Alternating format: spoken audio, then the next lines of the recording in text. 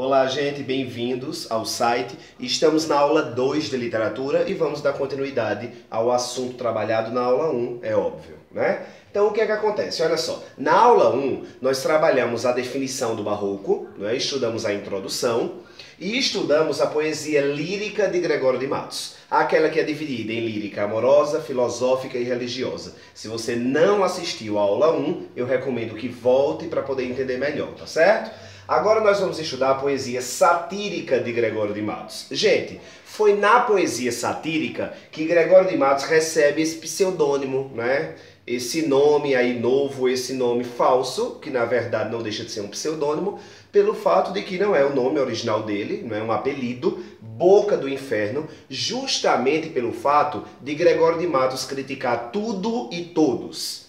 Gente, vocês precisaram lembrar que é nesta poesia satírica onde Gregório de Matos vai criticar o comércio, certo? Vai voltar a criticar a religião e critica a política também. Digamos que seja o tripé de uma sociedade, não é? O comércio que gera renda, os políticos e a própria religião. Uma dica importante que eu quero que vocês se atenham e prestem muita atenção é o seguinte, olha só. Nós estudamos a poesia lírica religiosa no vídeo 1, não é? Eu até citei para vocês um poema, né, parte do poema Pequei, Senhor, onde ele reafirma a ideia de que Deus tem a obrigação de perdoar os pecados humanos, só que o que é que acontece? Na poesia satírica, ele volta a criticar a religião. E muitos dos alunos têm uma dificuldade enorme porque quando cai um texto no vestibular, aí o aluno fica sem saber, tipo, se o texto falar sobre religião, não é? Se for algo que remeta críticas à igreja, aí o aluno fica sem saber se é a poesia lírica ou se é a poesia satírica. Dica importante, na poesia lírica, como eu já havia falado e vou repetir, ele fala da ideia de que Deus tem a obrigação de perdoar os pecados humanos. Na poesia satírica, a crítica que Gregório de Matos faz à igreja é justamente sobre o comércio que existe nesse setor, né? Antes, as pessoas viam isso como algo muito ridículo, criticavam demais Gregório de Matos. Hoje, as pessoas percebem que independentemente da sua religião, entendeu? Eu não estou criticando a tua religião, não é? Eu estou falando que hoje as pessoas percebem que realmente existe um comércio dentro de algumas igrejas, não é? Algumas igrejas acabam se aproveitando da fé dos fiéis e acabam tentando tornar a igreja um polo comercial. Então, assim, não é que tudo que Gregório de Matos falava estava correto, não é? Até eu não concordo. Só que muito do que ele falava, que era visto como algo absurdo e inexistente, as pessoas começaram a perceber que existia um fundo de verdade. Por isso que alguns citam que Gregório de Matos foi um escritor do futuro, porque na época ninguém entendia o que ele falava. Mas hoje as pessoas percebem que de fato o que ele falava tinha um cunho de verdade, tinha um cunho de certeza, né, naquela crítica social existente naquela época. Então, outros tópicos importantes que eu queria que você lembrasse ainda sobre Gregório de Matos, é muito importante, gente, isso, olha só. Gregório de Matos, ele não publicou nenhuma obra, certo? Qualquer assertiva, qualquer proposição, qualquer questão que cite que determinada obra foi publicada por Gregório de Matos, você já pode assinalar como falsa. Gregório de Matos, ele não publicou nenhuma obra. Ele escreveu, mas ele não publicou. É diferente, certo? É como, por exemplo, alguns músicos, não é? Pegam letras de algumas pessoas e acabam publicando. A música não é dele, não é? Tipo, ele publica a música, mas a música é de alguém. No caso de Gregório de Matos, ele escreve várias obras, mas ele não teve a intenção de publicar, certo? Por vários setores. Primeiro que a sociedade toda criticava esse cara, então ele sabia que não ia ser algo rentável. E segundo que o que ele tinha para falar, ele falava em praça pública, é aquele ditado, tipo, ele escrevia para ele mesmo, não para os outros. Certo? Ele não tinha essa intenção de repassar o que ele escrevia, até porque Gregório de Matos, ele falava de forma muito simples, ele falava a voz do povo, só que na hora de escrever, a linguagem dele era extremamente culta. A gente vai entender daqui a pouco, quando eu for trabalhar com vocês, cultismo e conceptismo. Vejamos agora o segundo escritor do barroco brasileiro, Padre Antônio Vieira. Só um instante. Gente, então olha só, agora nós vamos estudar, certo? Padre Antônio Vieira, e eu tenho pontos importantes para citar sobre ele. Olha só, gente, Padre Antônio Vieira, ele não é brasileiro, não é? Ele nasce, não é, fora do país e retoma, né, e volta, retoma não, e volta também não. Apaga isso aí da mente. Ele nasce, não é, fora do país e ele vem para o Brasil aos 7 anos. Então, na verdade, a vivência de Padre Antônio Vieira foi aqui no Brasil.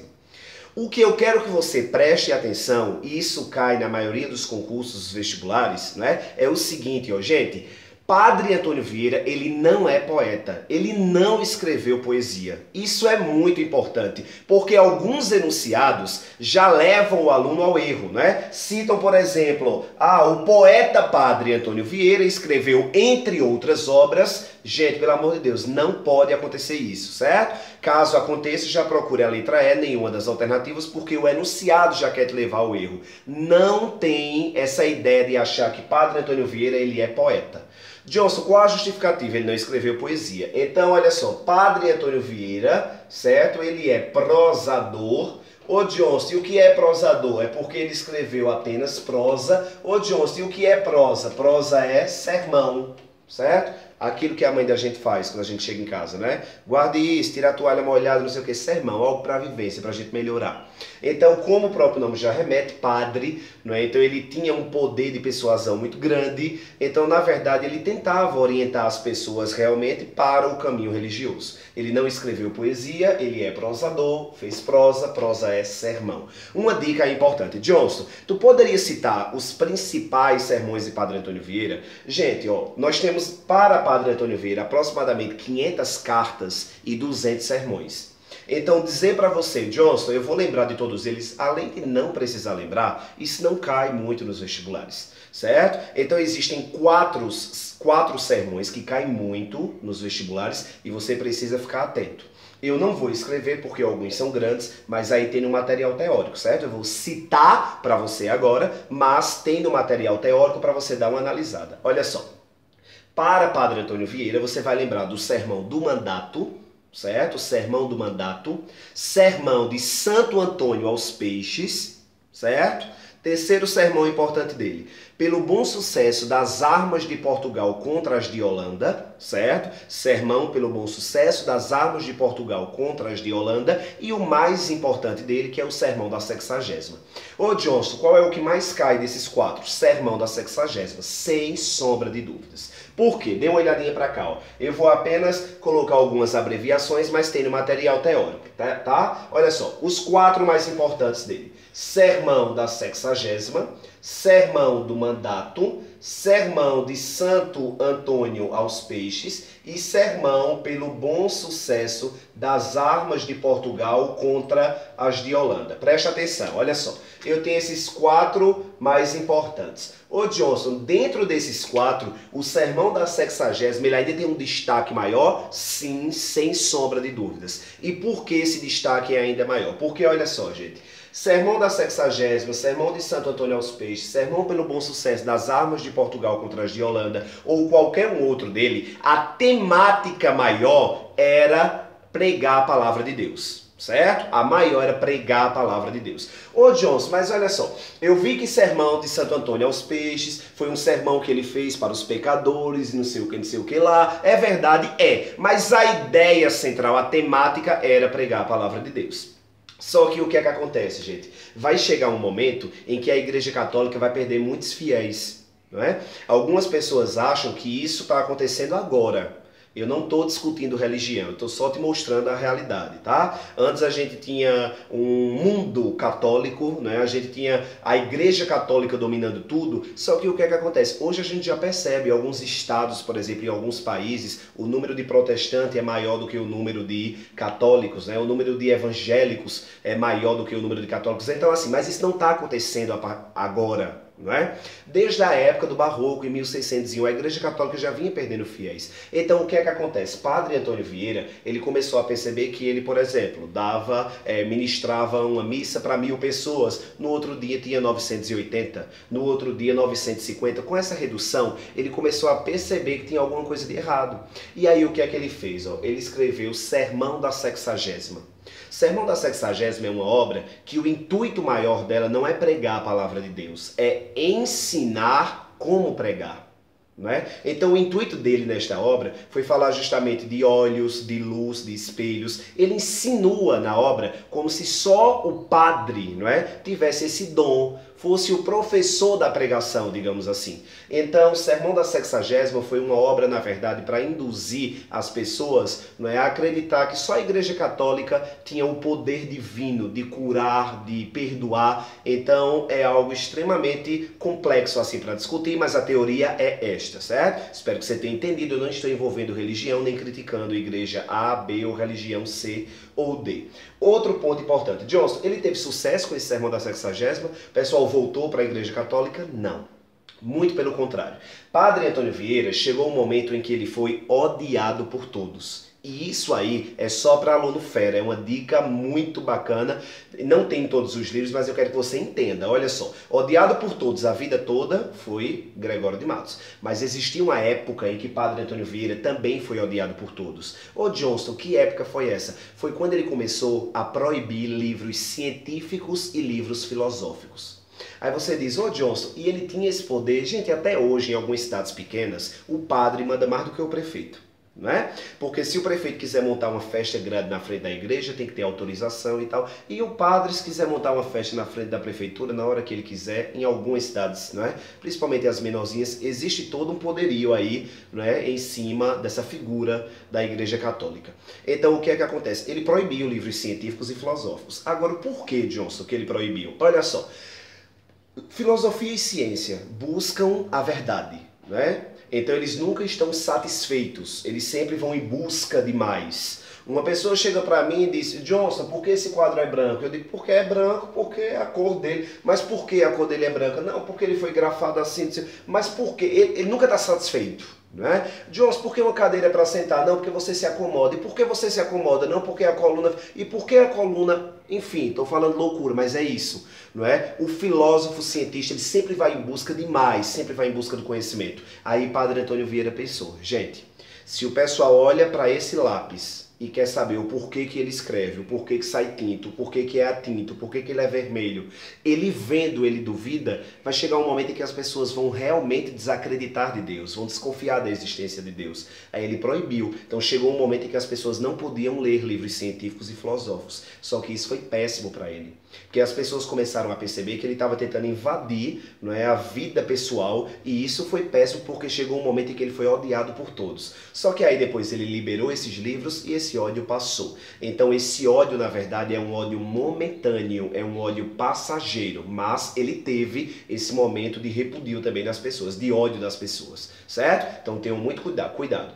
Ódio permanente, Gregório de Matos. Um ódio passageiro devido a essa proibição de livros científicos e filosóficos foi para Padre Antônio Vieira. Para a gente encerrar a aula de Barroco, nós vamos estudar agora cultismo e conceptismo, certo? Que é algo muito importante, que cai sempre nos vestibulares. E dê uma olhadinha para cá, olha só.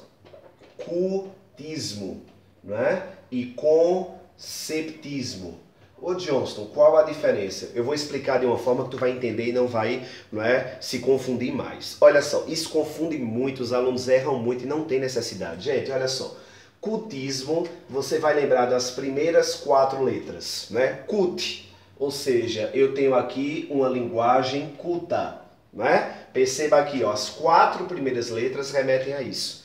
Ô Johnston, conceptismo é o contrário. Então, conceptismo é uma linguagem coloquial, certo? Ô Johnston, linguagem culta é a mesma coisa que difícil. E linguagem coloquial é a mesma coisa que fácil, certo? Ô Johnston, me dá dicas aí de como ainda diferenciar uma da outra. Olha só, o que é que torna, não é, uma linguagem, um texto difícil? É o jogo de palavras. Dependendo das palavras que eu utilizo numa redação, num texto, num excerto, numa frase, eu posso torná-la difícil. Então, o que é que acontece? Ó?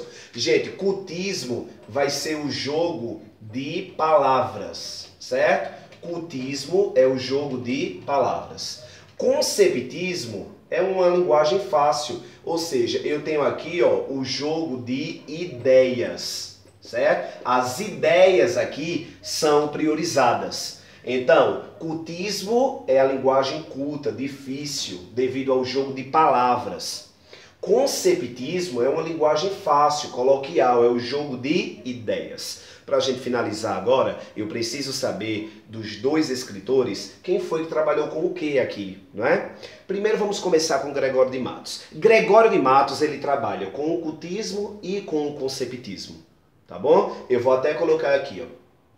Tá doido o quadro, mas eu espero que você entenda. Gregório tá aqui, mas Gregório tá aqui também, tá? Ô Jones, por que ele trabalhou com os dois? Eu tinha até falado já neste vídeo, mas eu vou repetir, ó. Gente, no dia a dia, quando ele ia para as praças, por exemplo, divulgar a ideia dele, ele falava com linguagem fácil. Até porque se ele utilizasse uma linguagem muito difícil, gente, ó, Deus tem a obrigação de perdoar os pecados humanos. Isso é uma linguagem fácil. Ele falava a linguagem do povo. O pessoal tinha que entender isso. Então, no dia a dia, ele utilizava uma linguagem simples, uma linguagem coloquial. Só que na hora de escrever, ele era extremamente rebuscado. Ele utilizava a linguagem culta. Não é? Olha só, vou repetir. No dia a dia, ele, gente, ó, Deus tem a obrigação de perdoar os pecados humanos, porque tem na Bíblia, dizendo que Deus, você tem que perdoar o seu irmão 77 vezes 7 vezes por dia. Era uma linguagem mais simples. Só que eu não sei se vocês lembram, mas no vídeo 1, eu falei para vocês um trecho, não é, da poesia onde ele argumenta isso. Que é quando ele fala, pequei, Senhor, mas não porque hei pecado. Da vossa alta clemência me despido, porque quanto mais tenho delinquido, vos tende a perdoar mais empenhado. Ele não falava isso em público, isso era na hora de escrever. Não é? Quando ele morreu, os discípulos publicaram a obra dele. Ele não publicou nenhuma obra, mas encontraram diversos trechos escritos por Gregório de Matos. E a linguagem era muito culta. Resumindo, Gregório de Matos escrevendo era muito difícil, ele utilizava cultismo, mas na linguagem oral ele era conceptista, ele utilizava o jogo de ideias. Agora, Padre Antônio Vieira é o maior representante, certo? Do conceptismo, não é? Então, Padre Antônio Vieira está aqui apenas no conceptismo, ele não trabalhou com o cultismo, só com o conceptismo. Gente, até pela profissão, pelo dom dele, não é? Ele era um padre, não é? A maioria do público, você sabe, de uma igreja, não só hoje, como antigamente também, não é? Eram os idosos. Nós temos hoje uma educação ainda muito defasada, pouquíssimos idosos falam corretamente o português. Me entende? Eu não estou sendo preconceituoso, não é? Mas a gente tem até muitos jovens, principalmente os idosos, que não tiveram muita oportunidade de estudar. Não é? A cada dia a gente vai evoluindo um pouquinho, mas assim, a dificuldade ainda é imensa. Quantas pessoas não tiveram que trabalhar, não é, em outras situações, em algumas localidades que a educação tinha um difícil acesso. Então, assim, sempre foi muito complicado. Então, se nós temos hoje, não é, pessoas com idade avançada que ainda não tiveram a oportunidade de estudar, imagine isso em 1601. Então, assim, os idosos daquela época, os jovens, não tinham um português tão elaborado, não era uma coisa absurda para se utilizar uma linguagem tão complexa. Ele era obrigado a falar a linguagem do povo, uma linguagem simples. Não é? Ele é óbvio que ele agia de forma correta, ele não precisava ir para uma missa falar numa linguagem rebuscada que ninguém entendesse nada. O maior propósito dele era que as pessoas saíssem realmente entendendo o que ele falava. Então ele é o maior defensor do conceptismo no Brasil, certo? O conceptismo barroco. Outra dica importante que eu queria que vocês não lembrassem, olha só. Os escritores do barroco, Johnson, faz um resumo aí. Nós temos Bento Teixeira, que foi o introdutor, ele não tem destaque. Nós temos Gregório de Matos, que estudamos no vídeo 1. Nós temos Padre Antônio Vieira, que estudamos agora. E nós temos também um outro cara sem destaque. Mas eu gosto de citar porque alguns vestibulares já citaram. São escritores do barroco. Não é sem destaque, mas são escritores do barroco. Então eu preciso pelo menos conhecer. São 4. Certo? Eu tenho Bento Teixeira, sem destaque. Foi quem introduziu em 1601 o barroco. Eu tenho Gregório de Matos, Padre Antônio Vieira, que nós estudamos, e tem um cara também sem destaque, que escreveu uma obra chamada Ilha de Maré. O nome dele é Manuel Botelho de Oliveira, certo? Anota aí no teu caderninho, mas tem no material teórico também. Então os 4 representantes do Barroco, Manuel Botelho de Oliveira e Bento Teixeira, não obtiveram destaques, e Gregório de Matos na poesia e Padre Antônio Vieira na prosa. Então terminou de assistir esse vídeo agora, corre lá, que essa aula 2 não é? Vai estar em PDF, tem exercícios também para você praticar dessa aula 2 e logo no final tem o simulado acumulativo de todo o conteúdo do Barroco que estudamos na aula 1 e 2. Gente, abraço, até mais e a gente se encontra em breve.